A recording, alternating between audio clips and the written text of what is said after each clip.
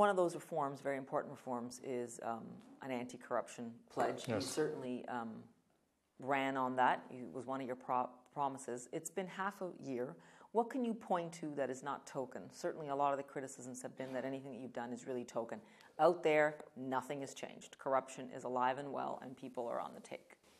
I don't think it's the same situation. At least you cannot say that Tycoons are running the country as it was before. No So one you're can saying say that in 6 months you've turned that around? No, I don't say that. I said that we showed our political will. And I see that, yes, Tycoons, they are not at least in charge of taking care of the country's and people's interests, as it was here in this country. But I do worry still a lot about our judiciary system, our justice and judiciary system. Will have to adjust many things in the future. There is no problems with political will. There are no protected persons. There are no protected tycoons, protected politicians. The problem is that we still have an old system, and people can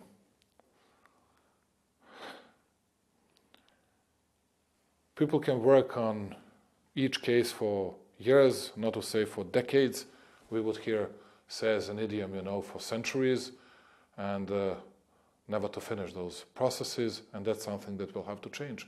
And it will also help us in that fight against corruption. I think that it was recognized by many investors, and I'm absolutely sure that we'll be able to attract more and more investors if we'll be able to increase all our numbers in those resolved cases, and if we will be able to improve our legal system. And we'll do our best and we'll work very hard on that.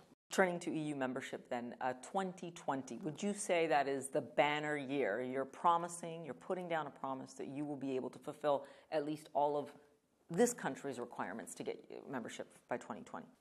If you ask me whether I do hope for my country that we might be a new member state, yes, I do.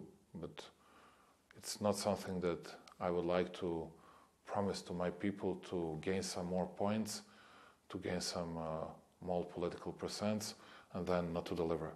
What we can promise to our people, it's our deliverance. It's what we can do. I wanted to ask you, will you categorically recognize Kosovo without any caveats if that is the condition of EU membership? I've never heard of that condition. It likely will be a condition. I'm sure I can go to the European Commission today and they will say, yeah, that will be a condition. They won't say that. They won't say that. So you're saying you don't have to. You don't expect. You expect to be a full-fledged European member without No, recognizing Kosovo. I just say we have our process. It's not that simple. It's not that simple, when you speak about it. But to say you have to recognize Kosovo as an independent state, we have never had that kind of condition, and they know that it would be a kind of condition that will be saying or conveying a message to Serbia, okay, we do not expect you as a part of European Union very soon. And we didn't get that condition. I didn't hear that, at least, from anyone from European Union. I want to talk to you about freedom of the press. There have been some complaints in this country that you personally interfere too much on your press coverage and your government's press coverage. Do you do that ever? Do you ever comment on what you see or what's written or what's broadcast on TV? I don't do it, and I'm not afraid of my competition, but it's very easy to stick that to me. I was an information minister 15 years ago, the stupidest one in the world, and it's very easy to say that for me. It's very sticky to me. And if you have no other arguments against myself, you cannot say that there were no real and very tough and very courageous economic and political reforms. If you are not able to say that I was involved in corruption. What can you do concretely to say that you will not influence the media and that your enemies will not influence the media and that you can all just decide that you're going to stay on the sidelines and let the media do what it wants to do? Exactly what you said. Turning to Russia and South Stream, I think a lot of people were shocked when that was cancelled. I was shocked. You were, eh? Yes. How much of a blow is it? It's obviously a big blow to Bulgaria, but how much of a blow is the cancellation of South Stream to Serbia? As I said, even to all Russian officials, and I didn't hide it once again, it was kind of shock for us because even two previous governments dealt with that project.